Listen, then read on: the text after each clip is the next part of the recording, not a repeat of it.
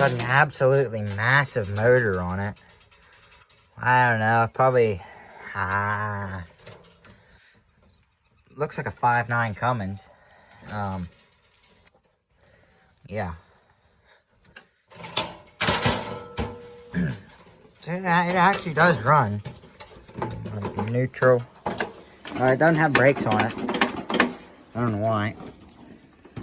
But, I don't know, since I've had it running a little bit. Before it was almost like a diesel starting up.